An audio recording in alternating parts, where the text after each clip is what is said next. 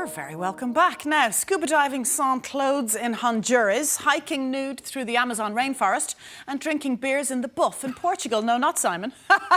They're just some of the adventures our next guests have gotten up to. About 12 years ago, couple Nick and Linz stumbled upon naturism, and 3 years ago they gave up their jobs and their home in order to travel the world in search of naked places, and they've been blogging about their journey along the way. So on the line from Belgium to give us a glimpse into their lifestyle are Nick and Linz. Good morning, guys. You're both very welcome. Welcome to the show. Hi, guys. Good morning. Hello. So you guys are in Belgium at the moment. Are you, I presume, like everybody else, you're in lockdown. How has that been for you? It's very strange. Yeah, it's strange. It's cold as well. Most of all because the whole principle of what we do is based on the idea that we can just jump on a plane and end up somewhere on the other side of the world. And that's not really happening anymore. Of course, the coronavirus is working against you, certainly, and your lifestyle. But take us back to the start, guys. How did you meet, and were you always like-minded in terms of being naturists? We were basically we were, we met, I think, 15 years ago. Something like that. We had mutual friends, but at the beginning we were like, no, you and me, it's not gonna happen. But college, and we both did our own thing, and then we met again. And we've been together ever since. And we met and we started naturism together as a couple. And it all started with a coupon. I got a coupon for my birthday to go to a spa in Belgium, a naturist spa. And that was our first time that we discovered naturism. Yeah, so and we were sold. So how did it develop, guys, into what it became in terms of who had the idea of, you know what, let's travel the world, let's seek out places where people are like-minded like us, and then tell people about them, tell people they're there, and tell people that these places are open. Whose idea was it? It came a bit automatically because we love to travel. We travel a lot. Even before we met, before we became naturists, we traveled a lot. And then came a second passion for naturism.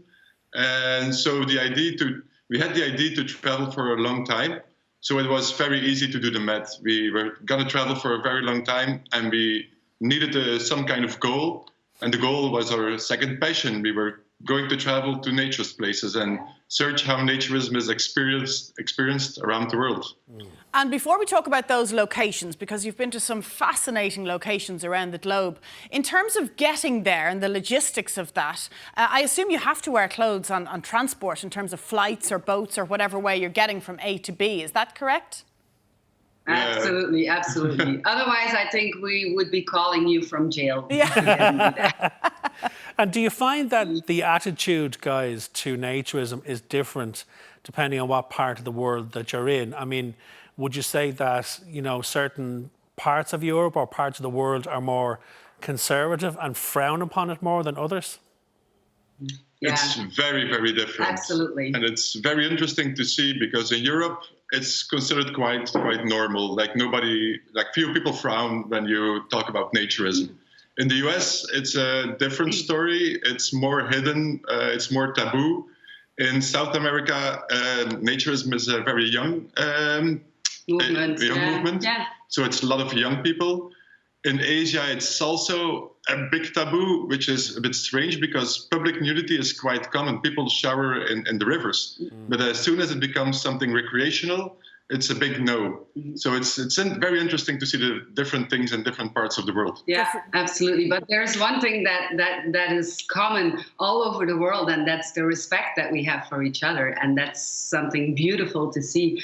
Every country, every continent has its differences, but there is one rule, and that's common sense and respect for each other. And that's great to see.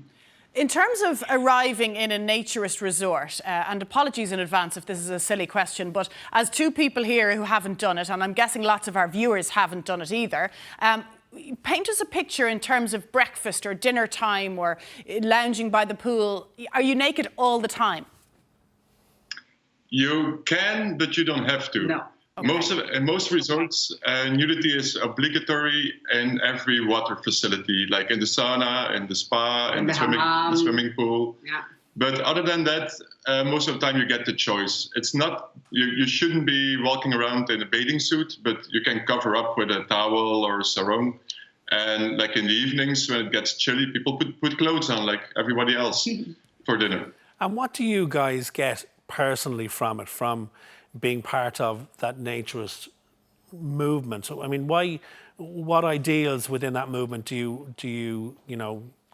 you find that sit with your personalities best? What do you get from it?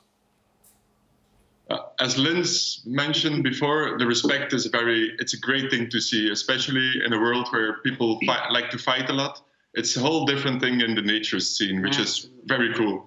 But also for us, it's a lot about comfort. It's so comfortable not having to wear clothes, and not just in a physical way, but also mentally. We don't have to spend hours in front of the closet like, what I'm gonna wear? Do I look fat in this? We don't wear anything. It's so easy, just so easy. You walk out your shower and you don't have to, I need to put on some clothes, or you walk out your tent or whatever. It's easy. Try it, try it. It sounds like a very easy life. But I do think you have to be a certain type of person. Yes. Like, you do have to be brave to do it, don't you? You have to have a confidence. Would that be fair, guys? No, it's not. That's not true. People think that a lot, but it's a big step out of your comfort zone. The first step is a big step. The first time, but soon you realize like this is not a big deal. It's just it's just naked people. And to be honest, nobody cares. Nobody cares how you look. Nobody cares what you're wearing, because you're not wearing anything. Well, that's true, because you're in a community of like-minded people, I suppose. Yes. So that's a fair point. When the world gets back to some form of normality, are there any particular location that you guys want to hit up next? I presume you're spending this time putting together a list of places that you want to go to that you haven't been before. Where are you thinking of going this time? Well, we have to say Ireland, for sure. Fantastic. Feel free to pander to us while we're chatting to you on live national television. We're fine with that. So you're coming to Ireland. How is Ireland perceived from the naturists' community's point of view? It's growing very quickly, and that's most of all thanks to the National Naturist Federation in Ireland, who's doing a great job. They organize events, they organize fun stuff. Like since last year, you also have a public nude beach, the first one. Congratulations for that. So it's definitely growing. Wow. It's not on the same. I have to say that's news to me, but there you go. I didn't know we had a public nude beach, but there you go. Guys, listen, fascinating. We appreciate wish you your well time. on your travels. Yeah, absolutely. You're opening our minds to it today. Thank you, guys. For chatting to us. You're welcome. You're welcome. Bye-bye. Bye, Linz. Bye, Nick. I'm just glad they didn't need to stand up to open the door at any point during that chat. Yeah, thank you. Saved all of our blushes. Thanks, guys. Now, coming up next on Ireland AM, somewhat ironically, we're chatting all things clothes on the catwalk. See you in 3.